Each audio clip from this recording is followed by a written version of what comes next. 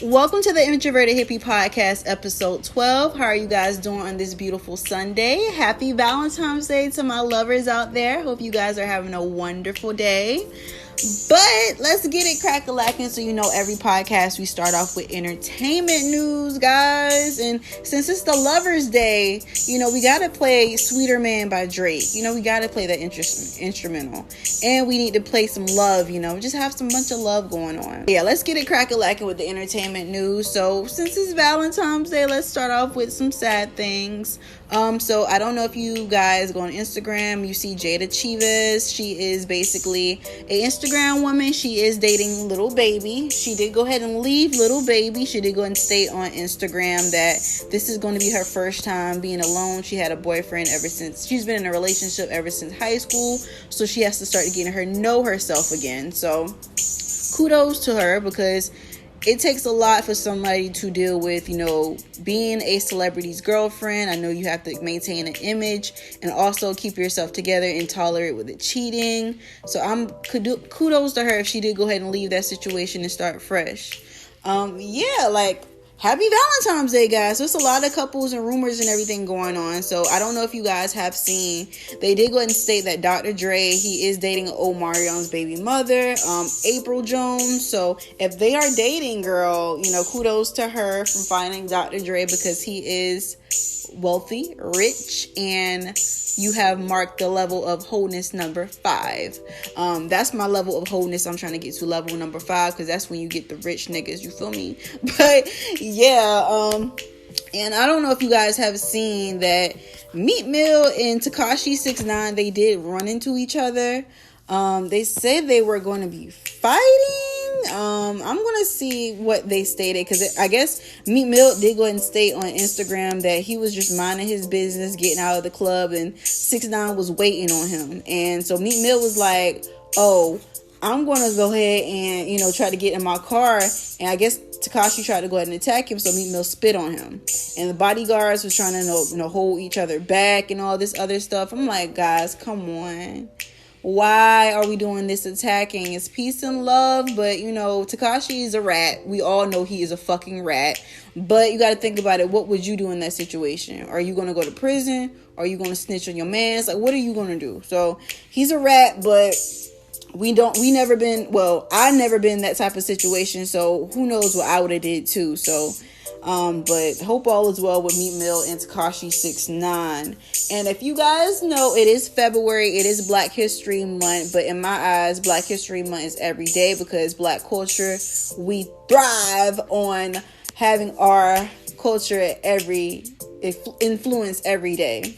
So I am going to start off with some, just a little fact about Black history each time we do the podcast in February, so we can have that documented in. So I'm just going to bring a fact in today. Yeah, let's go ahead and have a little Black History Month, have some facts going on about some Black history.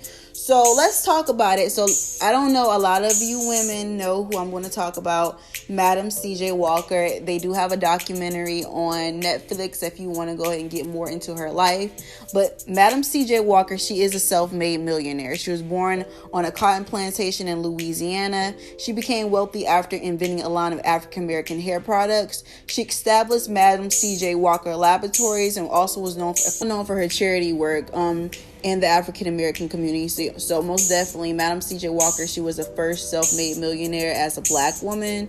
So most definitely, if you want to get more insights on, Madam CJ Walker, most definitely, do your research. You can have Google, and most definitely check out the documentary on Netflix. That is a good doc. It gives you more insight on Madam CJ Walker's legacy.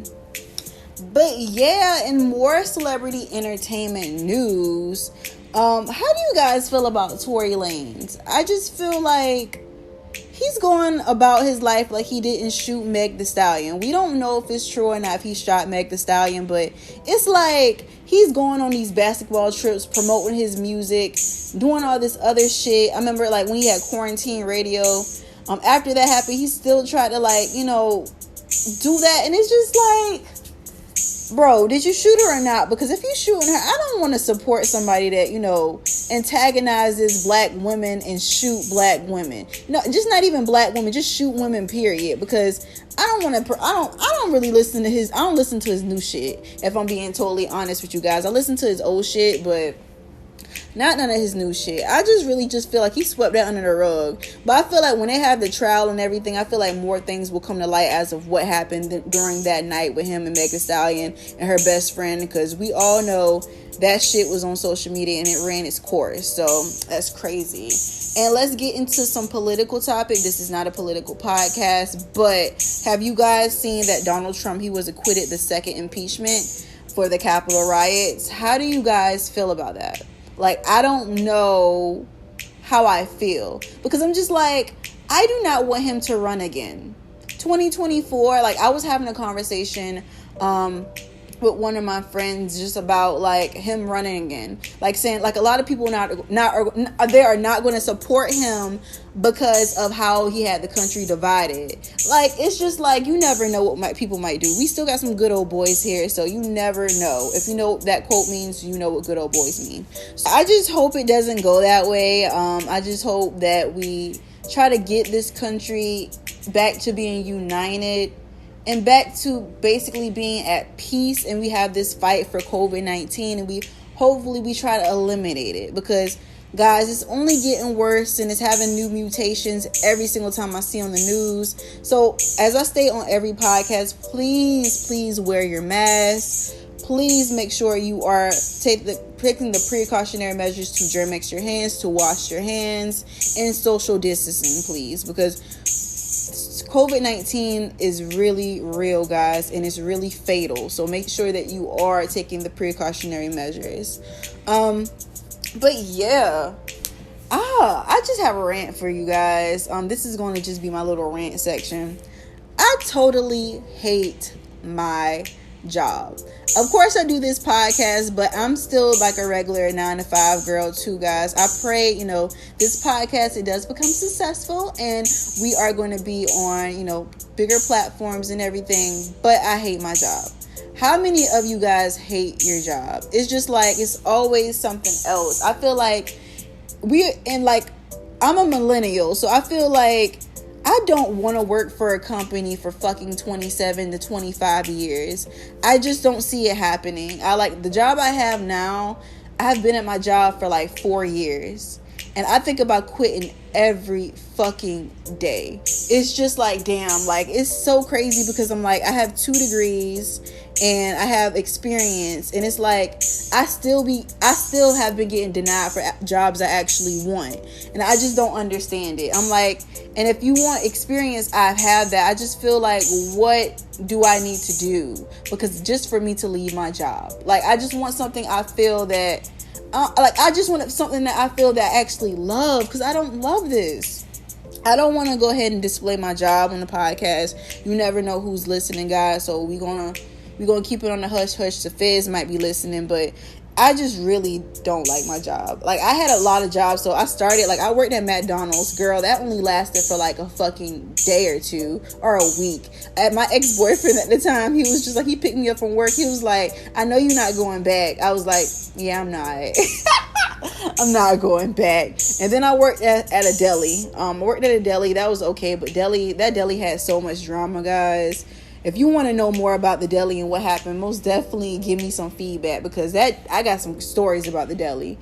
And then I worked at Bath and Body Works. I really, really loved working at Bath and Body Works, because I love fragrances, I love scents. I just felt like the atmosphere was so girly, it was so cute, and I love interacting with the customers. And I remember my manager told me one day, if you have to change into a different person every day, I don't care, just do it. And I just always took that with me. I literally always took that with me. So yeah, because I'm most definitely introverted, but with that job, I had to be extroverted. So it was a little bit different for me. So I really, really appreciate that experience, because I don't think I'll be the person that I am today without having that experience working at Bath and Body Works. And I bounced around with jobs and jobs. I feel like nowadays, us as millennials, we're not going to stay at a job for like more than like 5 to 6 years. Because I just feel like we want to create our own wave. We want to make our own money. We don't want to be working for the man forever.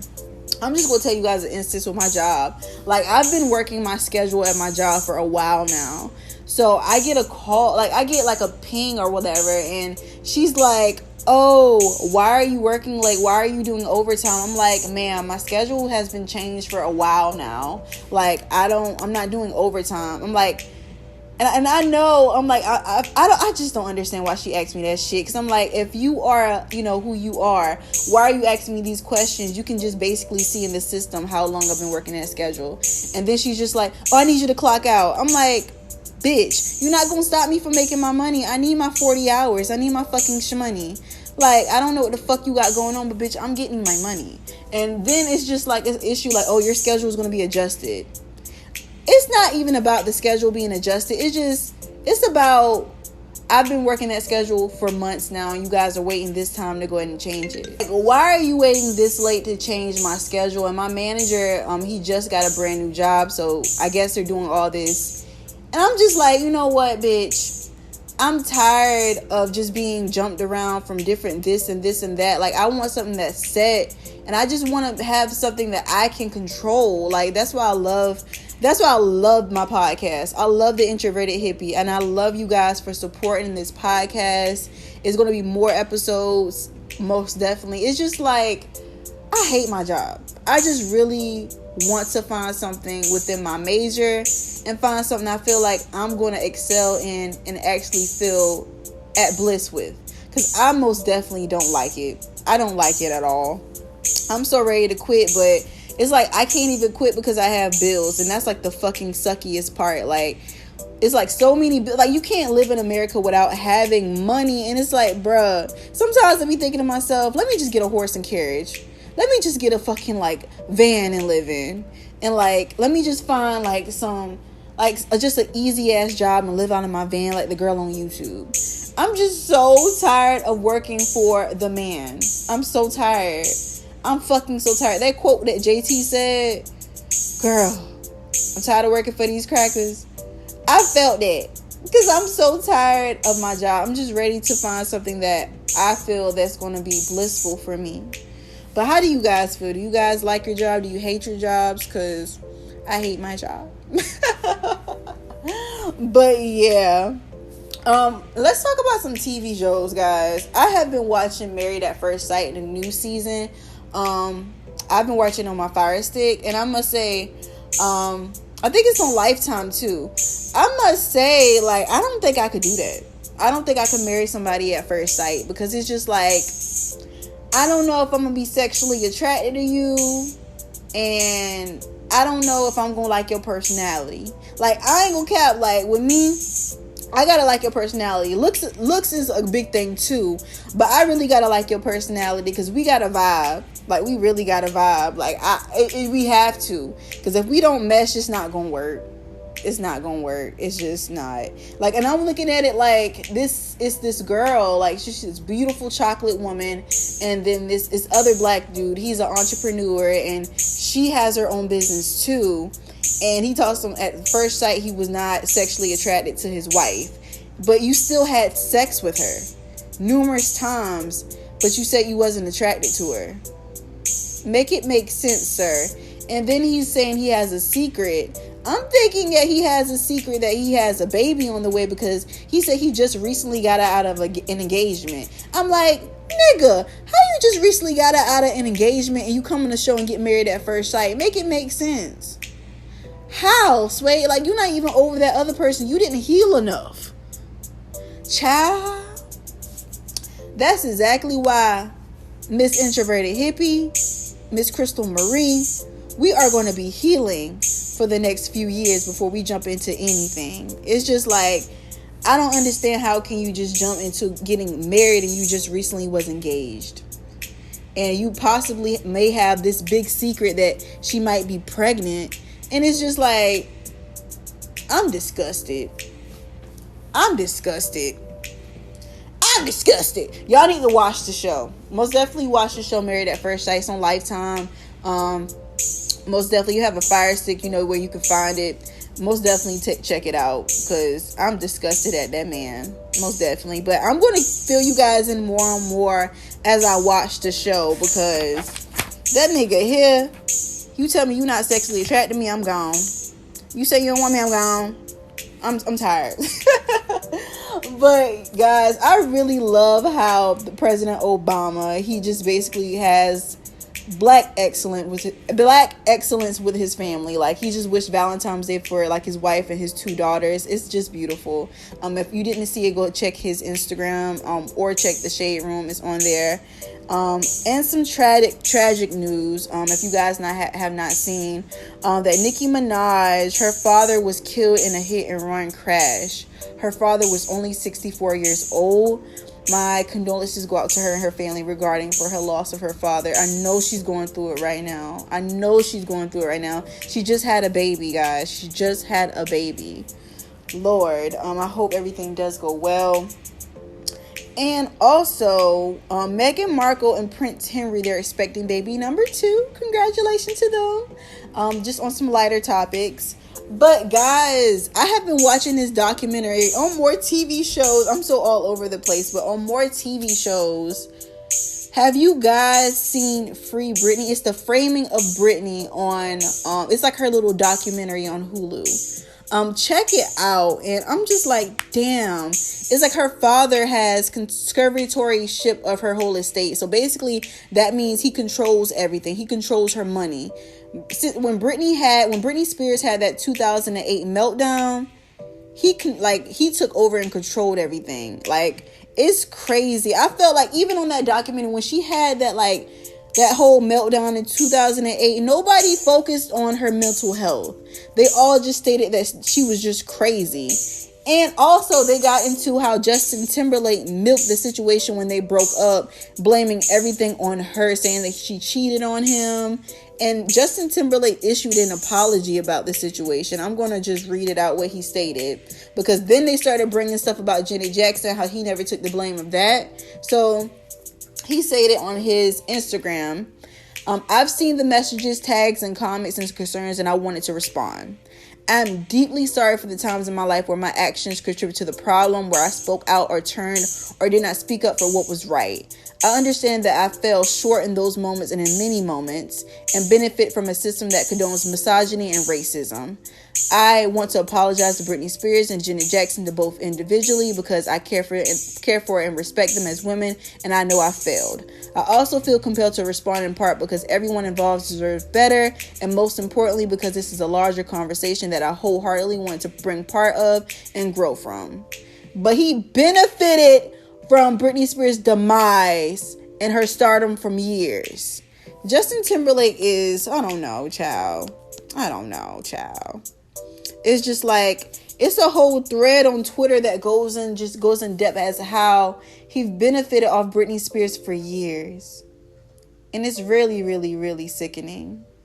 But guys, most definitely check that out on Twitter. I'm going to go ahead and retweet it on my Twitter for you guys. So it is Mental Health Sunday. So what have you done for your mental health, guys? What have you done for your mental health? So that's what I'm asking. That's the question of the day. I think what I have done for my mental health is I have eliminated toxic people. I have tried to better myself. I have been, sleeping more, trying to do a little more yoga, and just praying more, and just making sure I'm social distancing, trying to make sure I don't, catch COVID-19. So that's the question of the day, guys. What are you doing for your mental health? But yeah, it is the end of the podcast. So, at the end of each podcast, we do want to go ahead and present music, and we do want to go ahead and release those toxic energies, those negative energies. So the song I am going to play today is Calling My Phone. It's Calling My Phone by Little TJ featuring 6 Black. And I'm also going to go ahead and play Pray For You by Jhené Aiko. So that could be one of our songs today. So I don't know if you guys need some healing on this beautiful Sunday. And again, happy Valentine's Day. So I'm going to go ahead and play those 2 songs, and I'll be back with you guys. Thank you guys for releasing those negative and toxic energies. I'll see you guys again on Thursday. Peace, love, and light.